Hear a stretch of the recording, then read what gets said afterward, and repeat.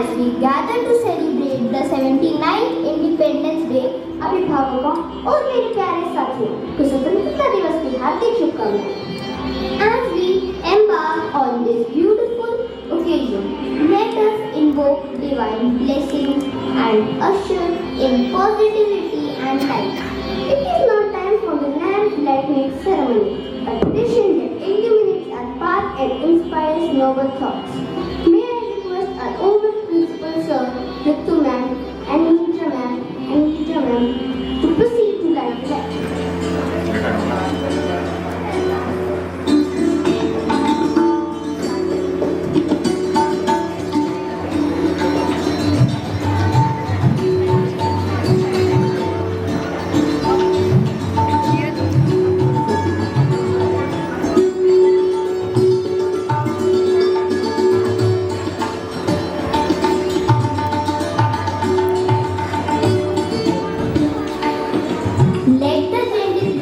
of the flame guide our journey today and always, and respect and Thank you, sir. Beautiful self-made painting, you sir.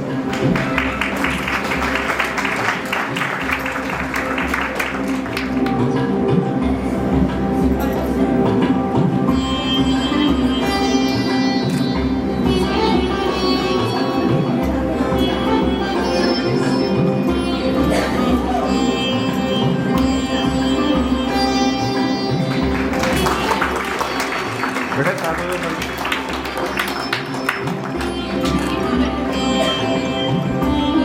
Thank you, sir. आज का दिन सिर्फ आजादी का पर्व नहीं, गर्व से तिरंगा फहराने का दिन है। यह तिरंगा न केवल हमारे राष्ट्र की पहचान है, बल्कि हर भारतीय के दिल की शान है।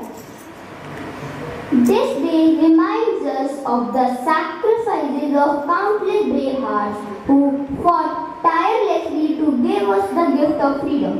And it is only fitting that we celebrate this day with great zeal, remembering our heroes and pledging to uphold the values they stood for.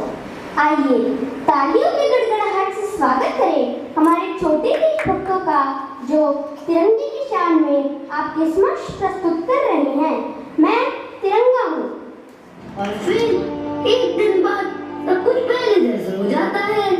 क्या आज हम अपने बच्चों को ये सिखा पा रहे हैं कि तिरंगा सिर्फ झंडा नहीं, एक विचार है जो सत्य, त्याग और सेवा का पाठ पढ़ाता है। क्या हमारी आने वाली पीढ़ी जानती है कि तिरंगे का हर रंग क्या कहता है?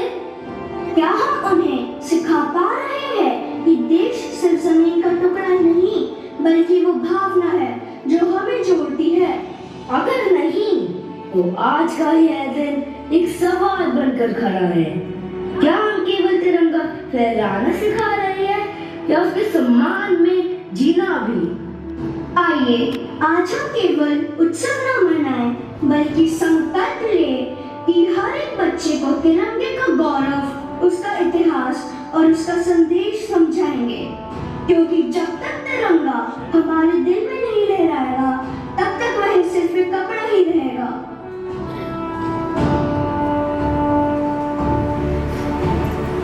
नाम है उस प्रतीक को जिसमें ना कोई धर्म है, ना जाति, सिर्फ एक ही पहचान है, भारत। नमन है उस रंग को जो ना सिर्फ कपड़े में है, बल्कि वीरों के लहू में भी बहता है। आज हम आपको लेकर चलेंगे एक ऐसी यात्रा पर जहां एक झंडा मौन नहीं है, बल्कि बोलता है अपनी पीड़ा, अपना गौरव और अपना गर्व। यह नाटक सिर्फ देशभक्ति गीत नहीं है, यह एक जागृति है उन आंखों के लिए जो तिरंगे को सिर्फ एक दिन का त्योहार समझती है। यह कहानी है उस तिरंगे की आत्मा की जो हर बार कुछ कहता है, पर हम सुनते नहीं।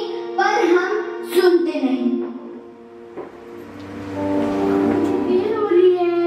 आए पापा, बस 2 मिनट। चलो स्कूल के लिए निकलते हैं। तिरंगा ले लो, देश का गौरव है। तिरंगा ले लो। लो, झंडा ले लो।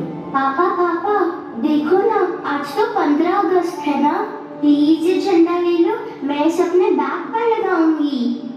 ठीक है बेटा, दे दो भैया। ये जय हिंद, वंदे मातरम। अरे चिंकी, चलो जल्दी, स्कूल के अंदर स्वतंत्रता दिवस का कार्यक्रम शुरू होने वाला है। हाँ हाँ, चलो जल्दी।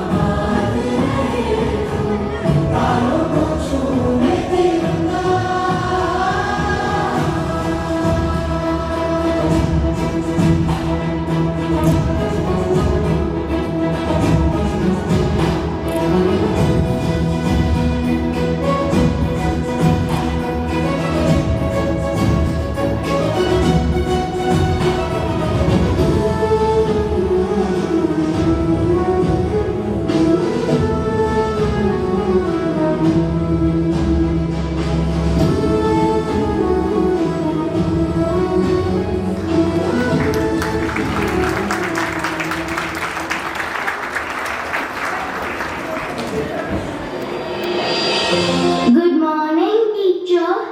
टीचर, आज का स्वतंत्रता दिवस का कार्यक्रम मुझे बहुत अच्छा लगा। ये तो बहुत अच्छी बात है कि तुम अपने देश के तिरंगे से प्रेम करना सीख रही हो। टीचर, एक बात समझ नहीं आई, कभी लोग कहते हैं ध्वजारोहण, कभी ध्वज फहराना, क्या ये दोनों एक ही चीज है? बहुत अच्छा सवाल किया बेटा। ध्वजारोहण और ध्वज फहराना दोनों में अंतर है और दोनों का भाव भी अलग होता है। वहाँ कैसे टीचर? ध्वजारोहण होता है ध्वज को नीचे से ऊपर ले जाकर फहराना। यह हम 15 अगस्त को करते हैं, जब हम आजाद हुए थे। इस दिन प्रधानमंत्री लाल किले से झंडा ऊपर उठाते हैं, क्योंकि 1947 में हमने आजादी पाई थी और तिरंगा ऊपर उठाया गया था। तो फिर ध्वज फहराना क्या होता है टीचर? 26 जनवरी को हम ध्वज फहराते हैं। मतलब ध्वज पहले से ऊपर बंधा होता है और इसे खोया जाता है। ये दिन है गणतंत्र का, जब हमारा संविधान लागू हुआ। इस दिन झंडा कौन फहराते हैं? इस दिन राष्ट्रपति झंडा फहराते हैं, क्योंकि हम उस दिन सशक्त राष्ट्र बने थे। वाह टीचर, एक ही तिरंगा लेकिन हर बार एक नया गर्व, एक नई भावना लेकर आता है। बिल्कुल बेटा, और याद रखना, झंडा चाहे फहराया जाए या रोहन हो, सम्मान हमेशा एक जैसा होना चाहिए। अब हम समझे टीचर? तिरंगा सिर्फ फहराने या रोहन करने की चीज नहीं, ये तो हमारे आत्मसम्मान का प्रतीक है। अच्छा, अब मैं चलती हूँ। चिंकी, अब चलो यहाँ से। हाँ चिंकी, और ये तुम तिरंगे की तरफ क्यों देख रही हो? ये तिरंगा है, भारत की आत्मा, हर उस वीर का गर्व जिसने इसमें लिपटकर अपने प्राण दिए। काश मैं तिरंगे का इतिहास जान पाती। अरे चिंकी, और तिरंगा हमसे कैसे बात कर सकता है? मैं वो धड़कन हूँ जो भारत के सीने में धड़कती है। मैं वो पहचान हूँ जो हर भारतीय की आंखों में चमकती है। आप कौन हैं? मैं तिरंगा हूँ। केसरिया मेरी बहादुरी की लौ है, सफेद मेरी सच्चाई और शांति की छांव, और हरा मेरी आशा, उन्नति और विश्वास है। मैं सिर्फ रंग नहीं, मैं हर उस दिल की धड़कन हूँ जो कहता है जय हिंद, बिना डरे, बिना झुके। क्या आप सच में तिरंगा हो? मैं कोई सपना तो नहीं देख रहा। अरे बच्चों, मैं ही तिरंगा हूँ। आज मैं तुमसे मिलने आया हूँ, अपना इतिहास और वर्तमान दोहराने आया हूँ। क्या है मेरा वजूद, तुम्हें समझाने आया हूँ। तो क्या आज आप हमें अपनी गाथा से परिचित करवाएंगे? हमारे दिल में है जो आपके लिए सम्मान, उसे और भी बढ़ाएंगे। सबसे पहले मैं आपसे प्रश्न पूछूंगी। हाँ, एक एक करके मैं सभी के प्रश्नों का उत्तर दूंगा। आप इतने रंग बिरंगे और सुंदर लगते हैं। आपके तीनों रंगों में एक अलग ही शान है। लेकिन क्या आप मुझे अपनी कहानी बताएंगे? क्या आप हमेशा से ऐसे ही दिखते थे? नहीं, मैं हमेशा से ऐसा नहीं था। मेरी भी एक लंबी कहानी है, संघर्षों, बदलावों और बलिदानों से भरी हुई। मेरी ये शान तो आजादी की लंबी लड़ाई के बाद मिली है। कभी चपाती बना, कभी कमल, कभी चरखा बना। हर बार कुछ नया, लेकिन मकसद वही, स्वतंत्रता।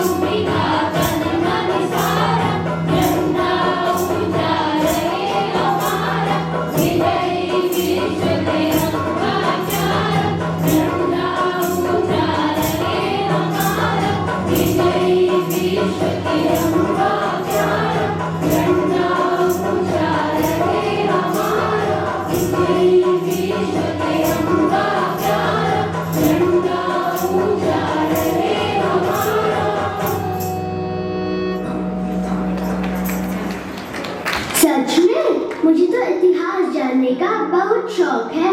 मुझे पूरी कहानी सुननी है। सबसे पहले आपको किसने अपनाया?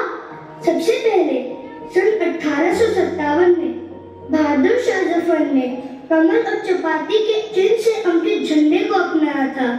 ये झंडा आजादी की पहली चिंगारी का प्रतीक बना। वाह, फिर क्या हुआ? फिर आई सिस्टर निवेदिता। उन्होंने 1905 में एक लाल रंग का झंडा बनाया जिस पर वंदे मातरम बंगाली भाषा में लिखा गया था। ओह, वंदे मातरम वाला झंडा, इतना गर्व महसूस होता है। हाँ बच्ची, फिर 1906 में कोलकाता में पहली बार एक तिरंगा झंडा फहराया गया जिसमें हरे, पीले और लाल रंग की 3 पट्टियां थी। और भी बदलाव हुए होंगे ना? बिल्कुल। 1907 में नेताजी कामा ने उसी झंडे का एक और स्वरूप जर्मनी में फहराया। फिर बाल गंगाधर तिलक और एनी बेसेंट ने भी इस झंडे की रूपरेखा बनाई, लेकिन लोगों का दिल नहीं जीत पाई। फिर गांधी जी आए ना? हाँ, 1921 में गांधी जी ने चर्च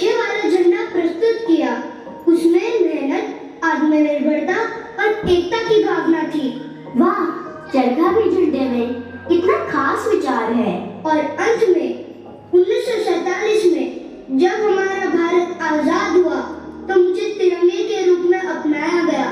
3 रंग, बीच में अशोक चक्र और हर रंग के अपने अर्थ। इतना विशाल है आपका इतिहास, तो क्या आपने आजादी की लड़ाई भी देखी है? मैं इतिहास के हर पन्ने में लहराया हूँ। देश की आजादी के संघर्ष में मेरी अहम भूमिका रही। मैं ब्रिटिश शासन के खिलाफ प्रतिरोध, एकता और अवज्ञा का प्रतीक था। स्वतंत्रता सेनानियों ने विरोध प्रदर्शनों, जुलूसों और विद्रोह के दौरान ध्वज को अपने साथ रखा और राष्ट्रवाद की भावना को जीवित रखने के लिए अक्सर अपनी जान जोखिम में डाल दी।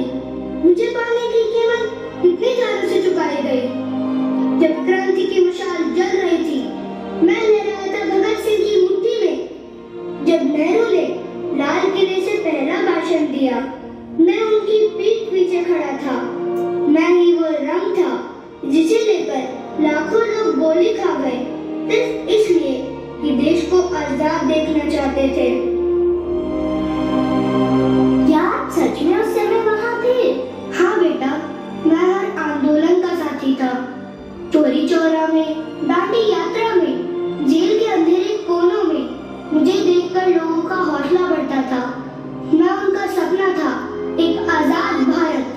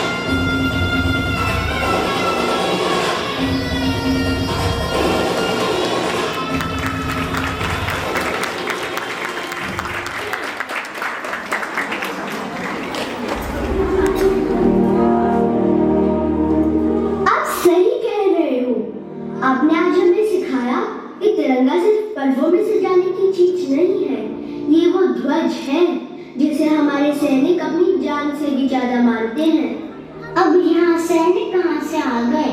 हम जानते हैं कि आप राष्ट्रीय ध्वज हैं। इससे ज्यादा क्या है आपकी कहानी, हमें बताइए। तिरंगा एक सैनिक के लिए सिर्फ एक राष्ट्रीय ध्वज नहीं होता, वह उसकी आस्था, मकसद और गर्व का प्रतीक होता है। तिरंगा उस मिट्टी का प्रतिनिधित्व करता है जिसकी रक्षा में सैनिक जान की बाजी लगाने को तैयार होते हैं। वो तिरंगे को याद करते हैं कि वो किस उद्देश्य के लिए लड़ रहे हैं। युद्ध भूमि में जब सब थक चुके होते हैं, तिरंगे को देखकर उनमें नई ऊर्जा आती है। यह उन्हें याद दिलाता है कि पीछे पूरा देश उनके साथ खड़ा है।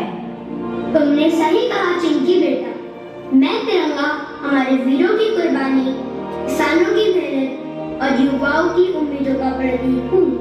मैं याद दिलाता हूँ कि हम आजाद हैं, लेकिन यह आजादी मुफ्त में नहीं मिली। मैंने सिर्फ आजादी की लड़ाई नहीं देखी, मैंने युद्धों के मैदान भी देखे हैं। चलो आज मैं तुम्हें दिखाता हूँ मेरी असली शान कहाँ लहराई जाती है। मैं वहाँ हूँ जहाँ सर्द बर्फ में सैनिक कांपते नहीं, जहाँ बंदूक से पहले माँ की याद आती है। मैं तिरंगा हूँ, हवा से नहीं, मैं बलिदान की सांसों से फहराता हूँ। रंगों से नहीं, मैं बना हूँ शहीदों के खून, माँ की दुआओं और बहनों की राखियों से। जब कोई बेटा सीमा पर गिरता है, मैं उसकी छाती पर चुपचाप अड़ा जाता हूँ और तब भी मैं दिखाता हूँ अपने असली रंग। मैं ले चलता हूँ तुम्हें वहाँ जहाँ मेरे 3 रंग थल, जल और नभ पर पहरा देते हैं, जहाँ आसमान मेरी ऊंचाई नापता है, जहाँ धरती मेरी जड़ें पहचानती है और जहाँ हर दिल में मेरी जगह बनी रहती है। मैं तिरंगा हूँ, झुकता नहीं, टूटता नहीं और मिटता नहीं, क्योंकि मैं केवल कपड़ा नहीं, मैं भारत की आत्मा हूँ, मैं भारत की आत्मा हूँ। जब 1948 में जम्मू कश्मीर पर हमला हुआ, मैं जवानों की छाती पर लहराया। 1965 और 1971 में जब दुश्मन हमारे दरवाजे तक आया, मैं टैंकों के ऊपर फहरा रहा था। जब कारगिल की बर्फीली चोटियों पर फतेह लिखी गई, मैं वहाँ भी था, हौसलों में, बंदूकों के पीछे, दिलों की धड़कन। आपकी बातें तो मुझे अपनी इंडियन आर्मी के बारे में जानने के लिए और भी उत्सुक कर रही है।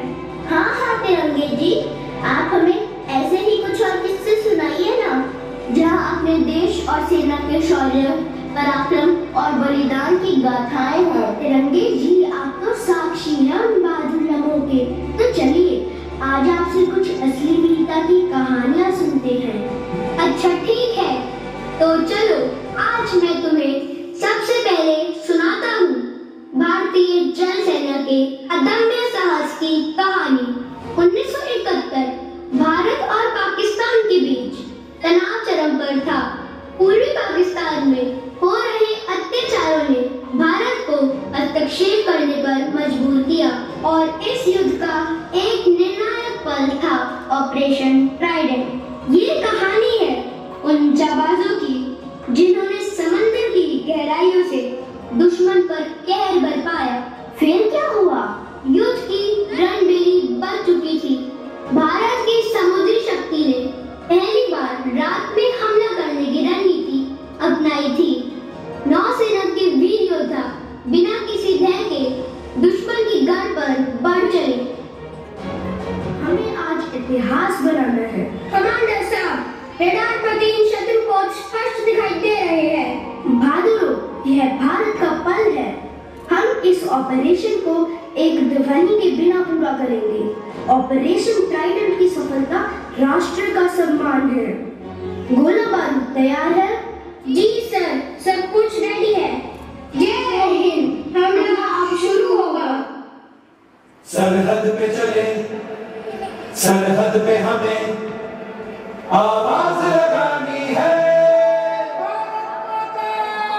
माथे पे तिलक जय हिंद लगाओ, मेरी निशानी है।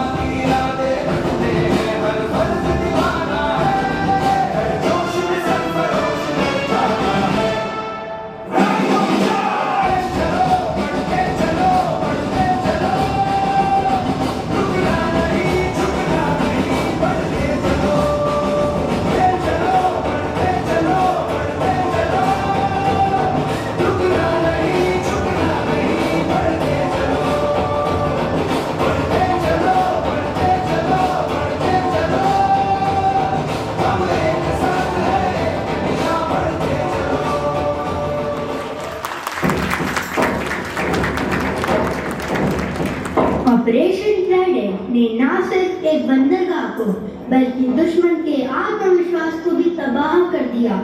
4 दिसंबर यही वो दिन है जब मैं हर नेवी डे पर और ऊंचा उड़ता हूँ। मेरे रंगों में वीरता की चमक होती है और मैं गर्व से कहता हूँ, यह भारत की नौसेना है। क्या हमारे देश भारत के वीरों के और भी युद्ध हुए जिनकी कहानी आप हमें सुना सकते हैं? क्यों नहीं, भारतीय थल सेना की वीरता और शौर्य की गाथा से तुम्हें अवगत कराता हूँ। कौन सी गाथा?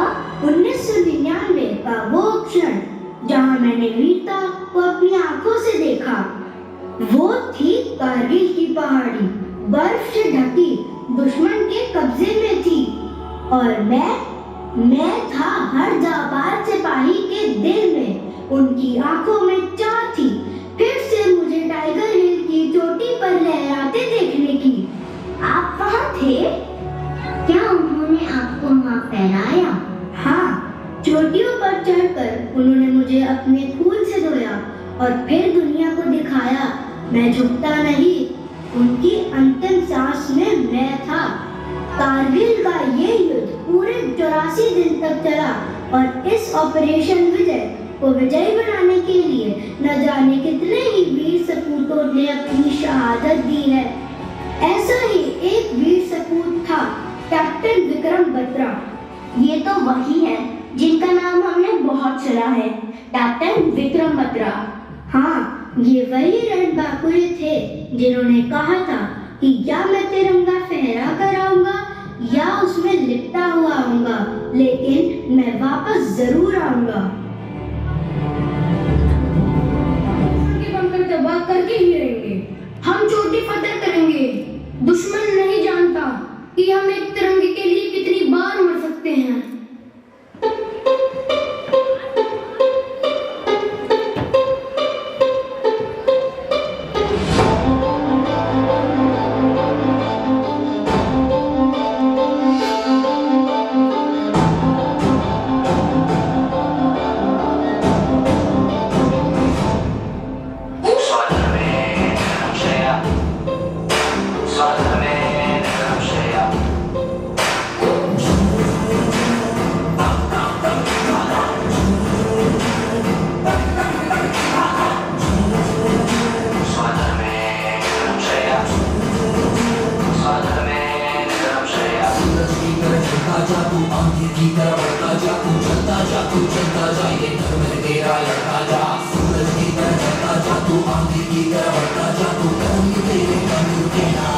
जय हिंद की सेना,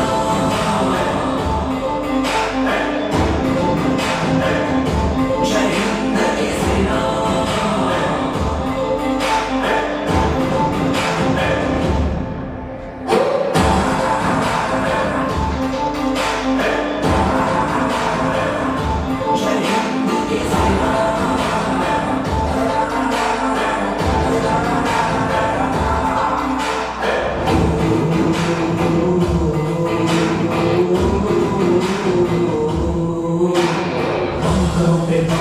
के बोल जिंदाबाद, तू शेर शाह रंग रहेगा सरहदों को याद। तू फूकता जा जालिमों की बस्तियां, दुश्मनों को क्या पता है आग की औलाद। तू बंकरों पे बम गिरा के बोल जिंदाबाद, तू शेर शाह रंग रहेगा सरहदों को याद। तू फूकता जा जालिमों की बस्तियां, दुश्मनों को क्या पता है आग की औलाद। तू नाव बदल के जिंदा जा, तू भारत देगा जा, तू पर्वत पर्वत चढ़ता जा, तू वीर बहादुर लड़ता जा। शान है मुझको इस माटी की, लड़ना जब तक जान है बाकी, तब रुक जाए तब रुकेगा।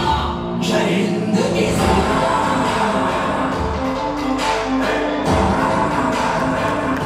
जय हिंद की सेना।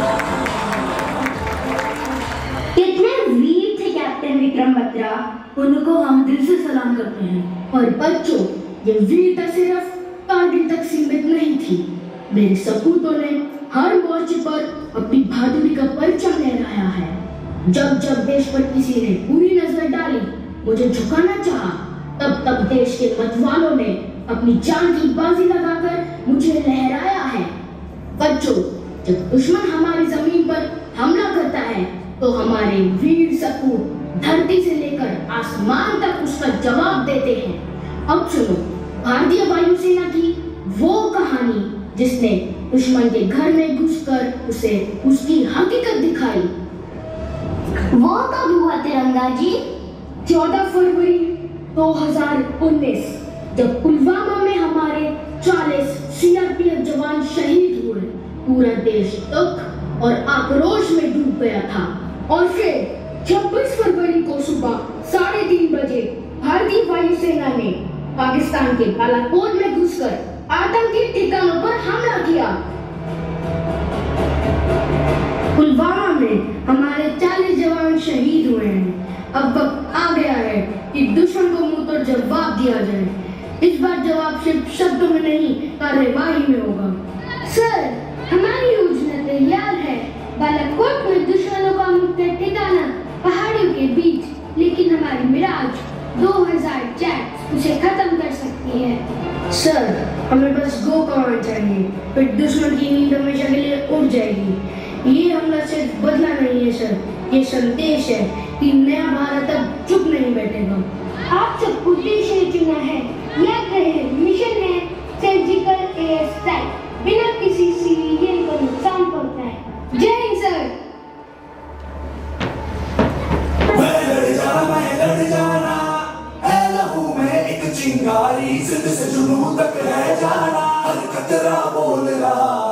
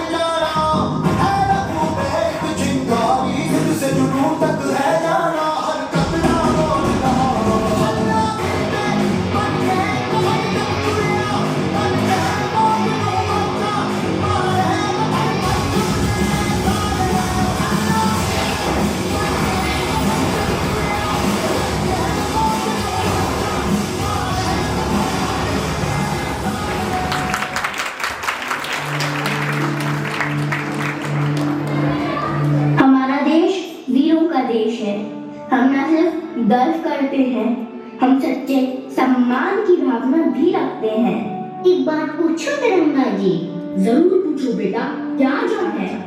वो जो पहाड़ियों पर रेगिस्तानों में सर्दी गर्मी बरसात झेलते हैं, दिन हो या रात सीमा पर डटे रहते हैं, क्या उन्हें कभी अपने घर की, माँ की, पत्नी की, बच्चों की याद नहीं आती? कैसे रह लेते हैं वो इतने दिन तक अपनों से दूर? खुद याद आती है बेटा। हर सिपाही के पास भी एक माँ होती है जो उसकी राह तकती है, एक पत्नी होती है जो उसका इंतजार करती है, और बच्चे होते हैं जो उसके गले लगना चाहते हैं। लेकिन जब देश की बात आती है ना, तो ये सारे रिश्ते भी धुंधले पड़ जाते हैं, क्योंकि उनके लिए भारत माता सबसे ऊपर होती है। पर तिरंगा जी, उन्हें घर की खबर कैसे मिलती है? क्या वो अकेले नहीं महसूस करते? नहीं बेटा, उनके लिए हर चिट्ठी, हर वीडियो कॉल और हर दुआ एक संबल बन जाती है। वो हर सैनिक अपने दिल में अपने परिवार को लेकर चलता है, लेकिन उसकी रगों में बहता है सिर्फ देश प्रेम, सिर्फ देश प्रेम।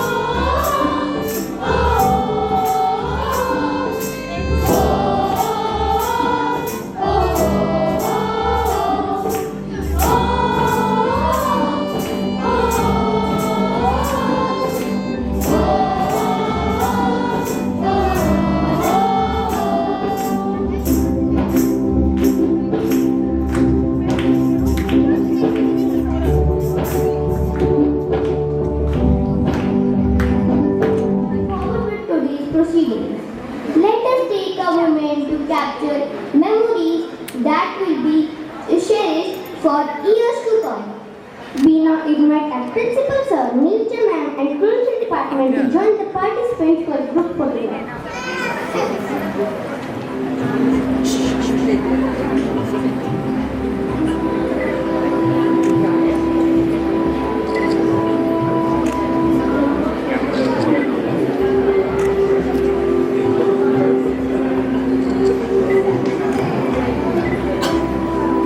Thank you, sir.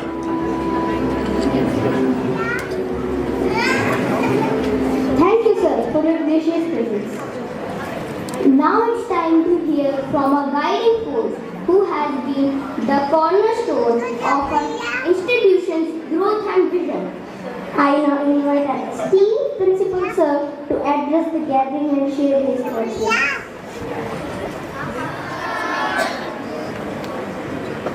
At the cost of repeating myself, I brought the same speech I delivered yesterday. We had a beautiful performance of class 8 students, and we had our chief guest from Regional Director of Sports Authority of India, purposely called because they need to boost sports also in the school. This year we tried to create more opportunities for the students, especially for their personality grooming. No amount of lecture, no amount of workshops, counseling ever grooms you. What grooms you is real experience on the field. And I will have to deviate from my planned speech. Maybe I'll borrow some points. It's very heartening to see P5 students, 114 of them, 112 participating, 2 are absent for some very valid reasons, working together, playing together, dancing together. What do you think my most of the time is occupied with? Is academics, sports, activities?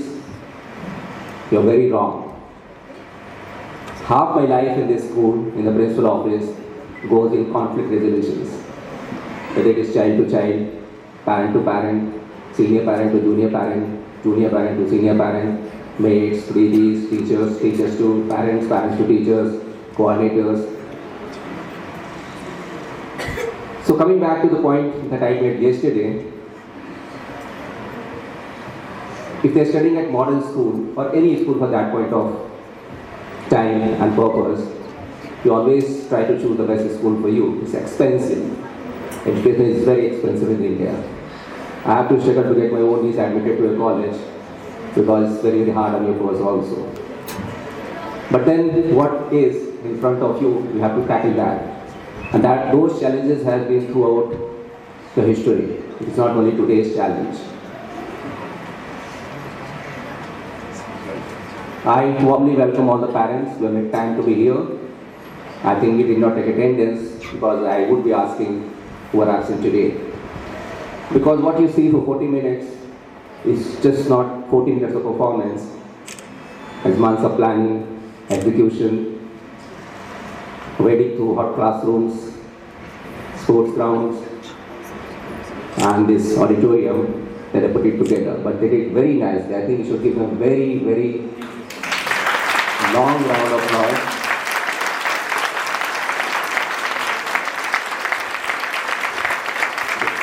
The containers that you saw, the 2 little kids standing here, the choir that you saw, they stood for 1 hour yesterday also, not moving.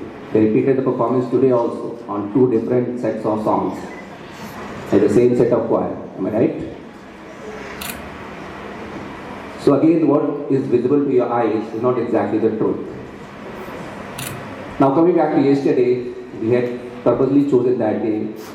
7th August is also celebrated as National Handloom Day. It's the day on 7th August 1905 the Swadeshi movement started. And if you read history, you will know what it did. It wasn't all about textiles. I know some of your kids are pushed to wear khadi, which is very, very hard to maintain these days. They crumble fast, they fade fast, they can't keep up with the pace. But in 1905, it gave you a movement. A movement which is very, very different from all the histories, all the struggles of independence throughout different countries in the world. India's struggle for independence is a landmark. It's very different. It was fought peacefully, it was won peacefully. It was won without resources, without guns, without ammunition, without tanks, without any war. And all those leaders, those we remember today, none of them had a badge on their chest or collar. They often get a lot of queries. Would my child become strong in personality if he has a monitor's badge, or a leader's badge, or a captain's badge? Those positions are limited. But we need to tell our children that they got to be confident, smart, each one of them. You do not require a badge, an honor, a crown to be a strong leader. Now, those movements in 1905 shaped not only the politics, but our culture and collective identity. Why I talk about collective identity? What you see today, if you go back 20 years, we did not have CCTV surveillance. The kids, small kids used to go to school, all alone, girls, boys. There was hardly any, so far, so much crime reported as it is today. Because our CCTVs are neighborhood people, the shopkeepers, the neighbors, the community at large. So even the kids left home all alone, we felt safe because somebody was always had an eye on them. Today, despite our progress, despite modernization, the 24/7 we are worried. Now, it's not a question of what our kids will become today or tomorrow. The next generation belongs to them. But what do we want our children to aspire to become? What do they want to aspire to become? We want them to be businessmen. We want them to create something for themselves and stop there. Or do we want them to be leaders who will contribute to the future of tomorrow, who will not think what they will get for themselves, but they will think, put their heads together, how their country should participate in the future, what our collective identity will be. And again, I'm repeating, it's very, very heartening. Half the kids keep on fighting on themselves all the time. But at a stage, at collectively, we have presented it together. I know a lot of kids personally, so I can tell you, it's very, very heartening as a principal, as a teacher. Maybe as a parent, you know your children. I know all of them, mostly all of them. So as parents, again, I thank you for sparing time for you, because that bondage always comes from giving time to them. Not by resources, not by facilities, not by buildings, not by infrastructure. And at Modern School, we are trying to give each one of them their space, how they will shape themselves up together, and how they will be leaders of tomorrow. Not by winning an MNC seat or MP seat, but as a strong person, himself or herself, and how they lead the country tomorrow. And I think at this stage, most of the parents are very young, especially P5 parents. You need to tell them they need to believe in themselves. Thank you very much for being here today. All the best. And again, I think before we conclude, we should give them a quick round of applause. Thank you and have a good day.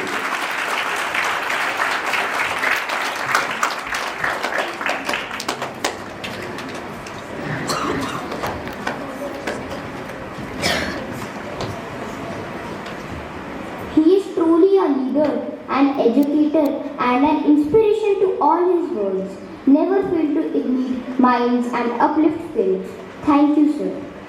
As we come to the end of today's wonderful celebration of our Independence Day, I feel proud and honored to deliver the vote of thanks. First of all, I would like to thank our principal sir for guiding us and making this celebration so meaningful. I would also like to thank our culture department, admin department, and all DDs and Bhaiyas for their help behind the scenes for being a part of this special occasion. I also thank all our teachers and parents who helped us prepare for today's performances with so much care and support. A special thanks to all the students who participated with great energy and enthusiasm. You made us feel proud to be Indians. Let us take the message of today forward to love our country and always do our best. Thank you once again. Jai Hind, Jai Bharat.